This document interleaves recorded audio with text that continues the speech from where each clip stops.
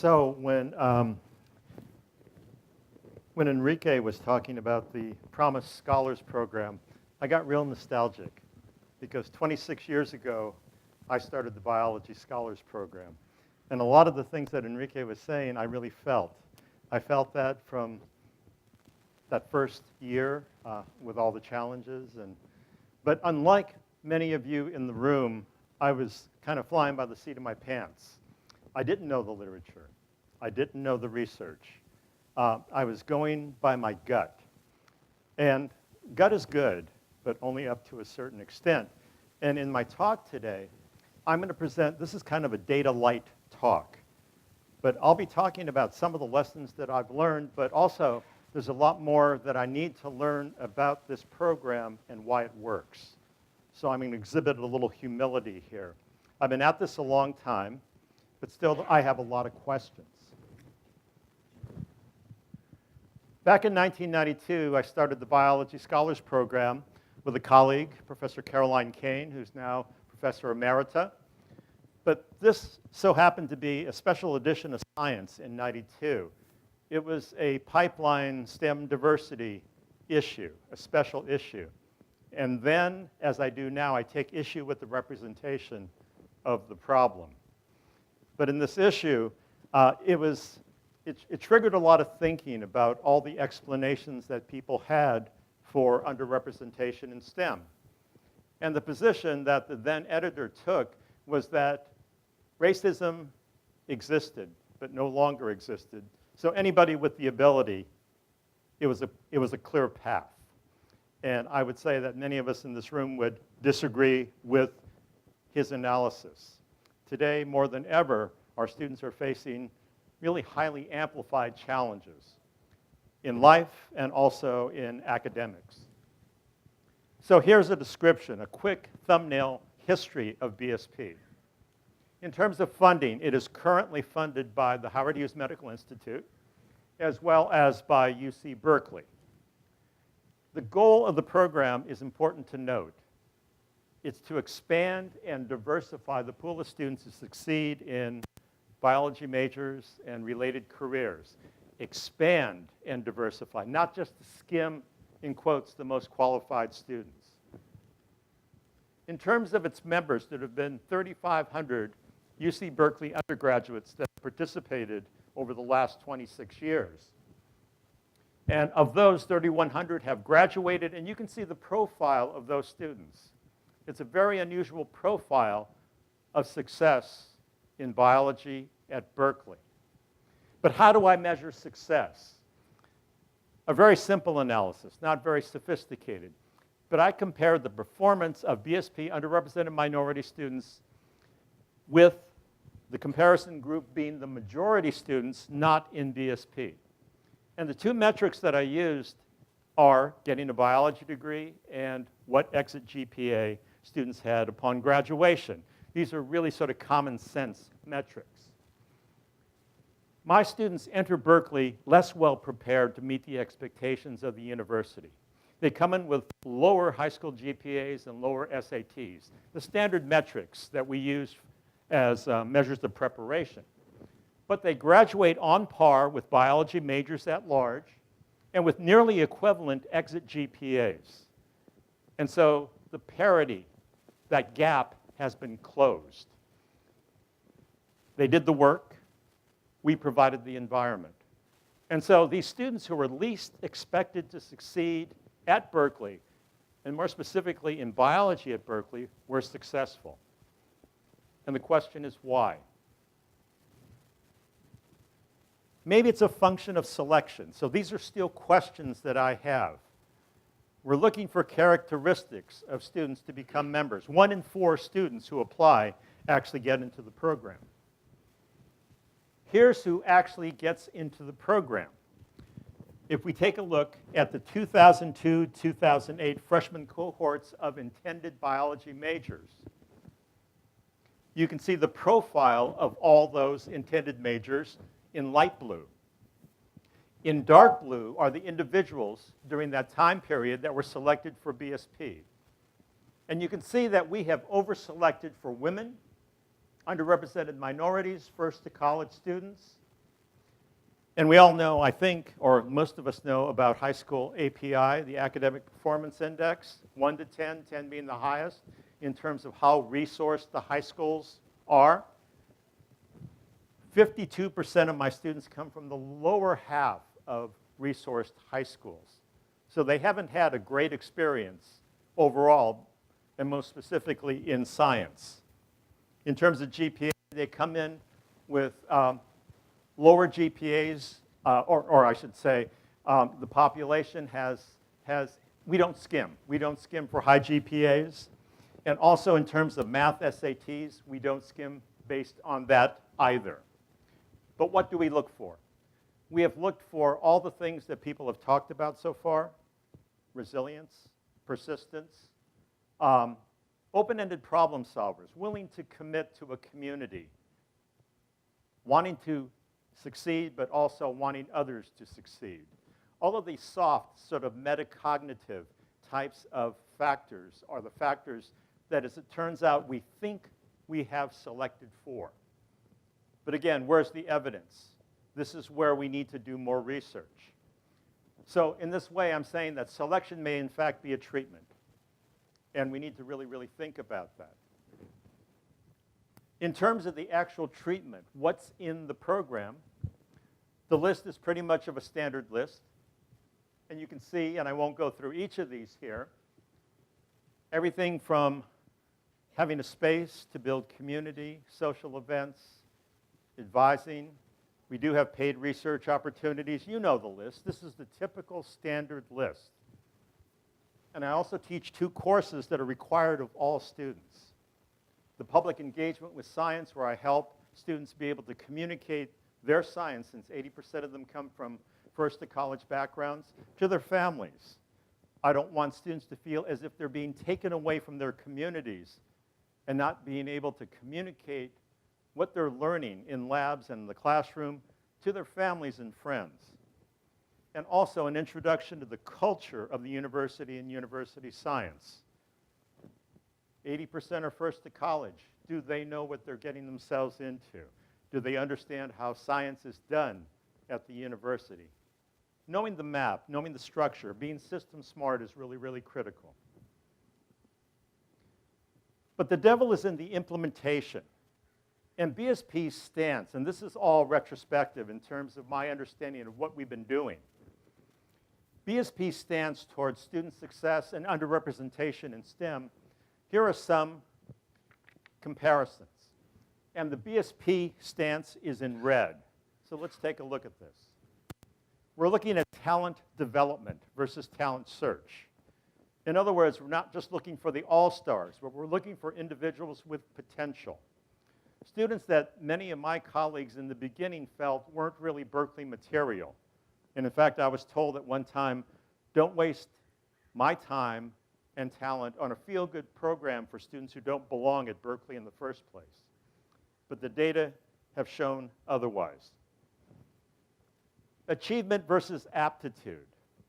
This idea that these students have worked hard and have achieved, oftentimes in spite of life circumstances, versus something that they were born with, aptitude.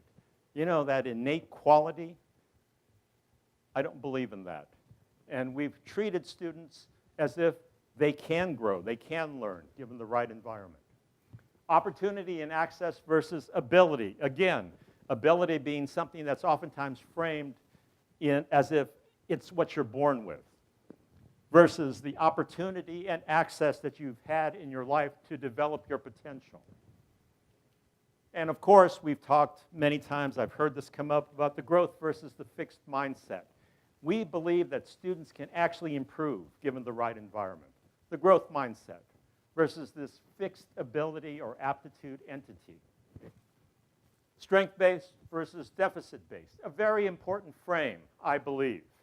And again, all of this we're going to be looking at in terms of, we have a social scientist on board, and she's looking at many of these aspects. These are things that, again, I think we have done, but in fact, is this really what we've done, and what impact have we had on our students? Strength-based, concentrating on what students bring versus what they don't have.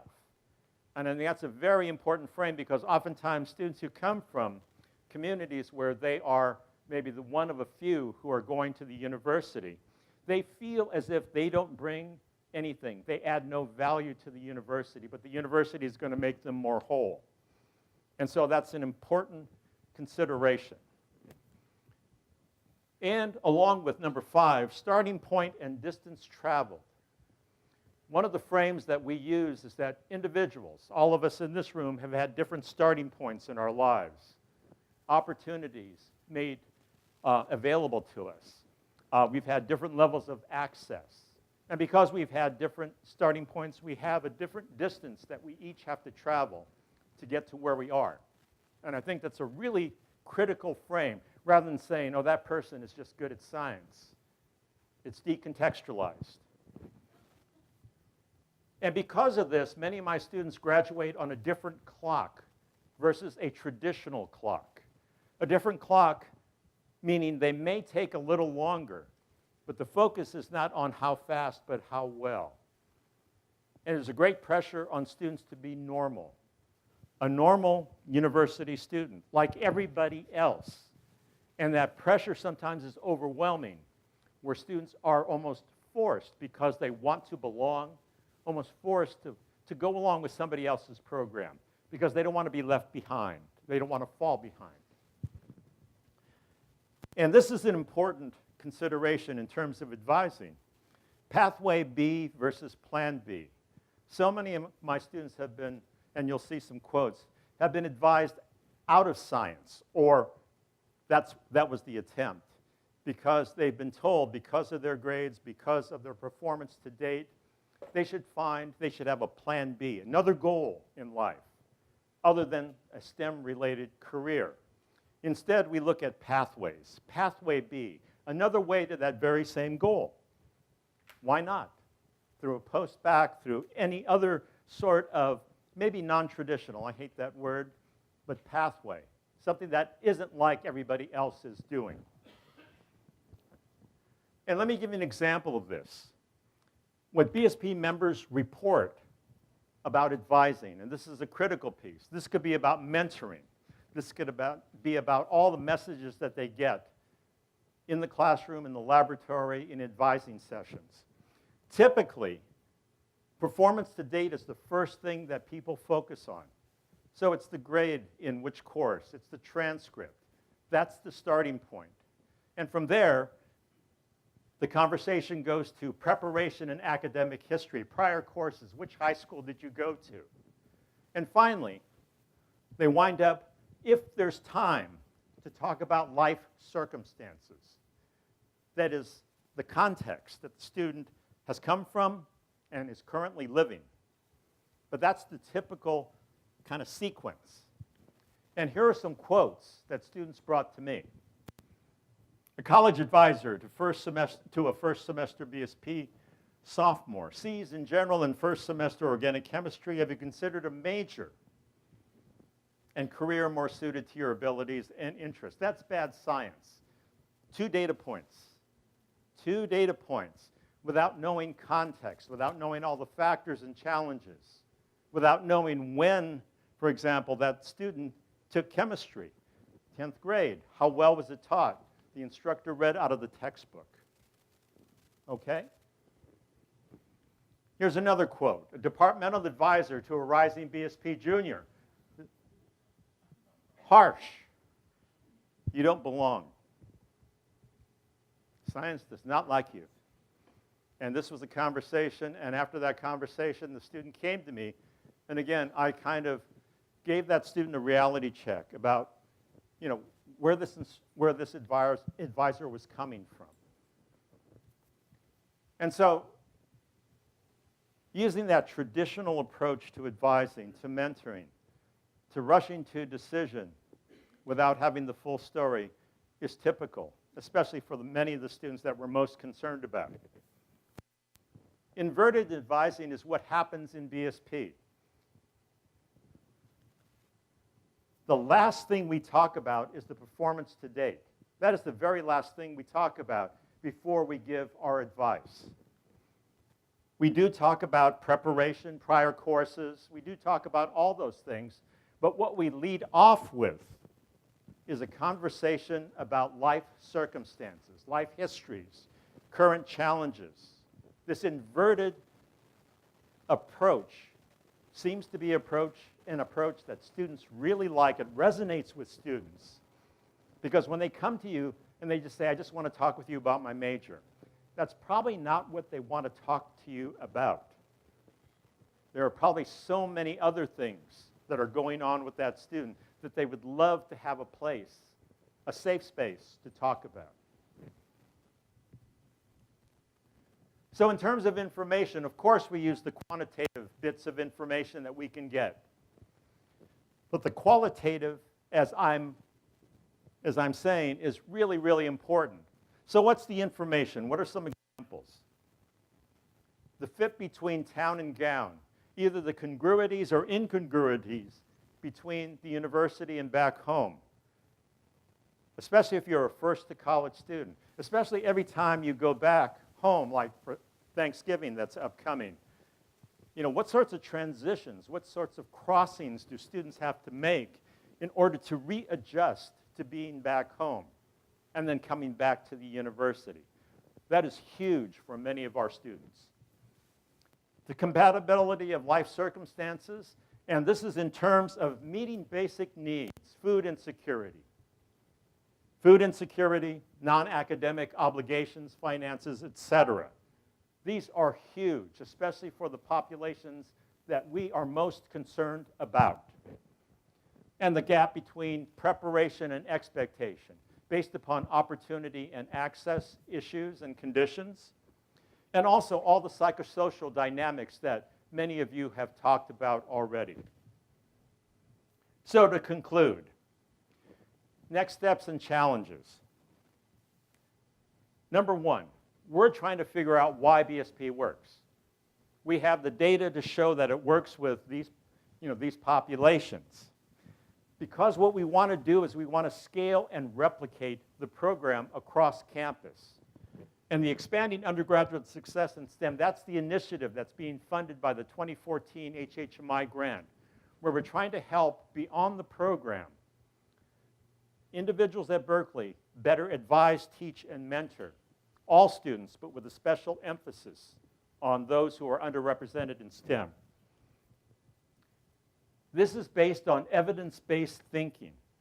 That is to say, the evidence shows that we need to fix the institution and not the student.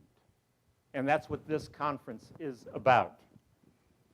The old school thinking about the underrepresentation problem is that we simply need to get better students. If there were only better students, there wouldn't be a problem. Now, that sounds, those of us in this room, we take issue with that. But that's still the dominant thinking.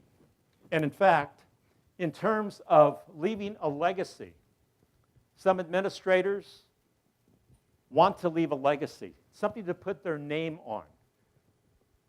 And individuals, because they're in a rush to leave something that's going to be enduring, they may resort to that old school thinking.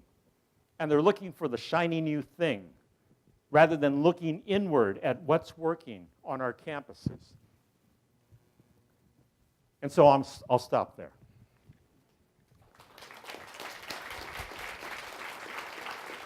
Thank you. That was great. We do have time for a couple questions while I set up the next presentation. So what we're doing is we're using what's called the Timsey model.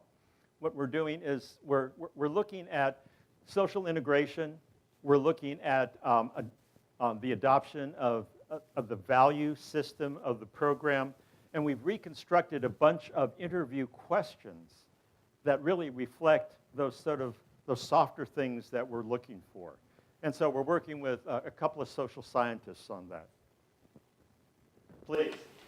So your view kind of towards students and student success really resonates with me. I'm wondering to what extent does showing the faculty around you this data about your students change their thinking about these students and what they're capable of? Sure. So showing data really helps.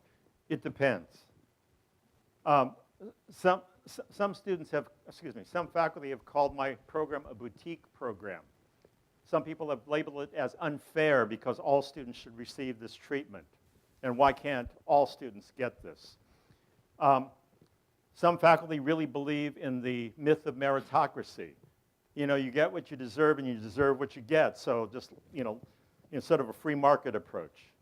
And so for some individuals who are primed, and typically that's personally primed, to really listen and not only listen but to hear, data work.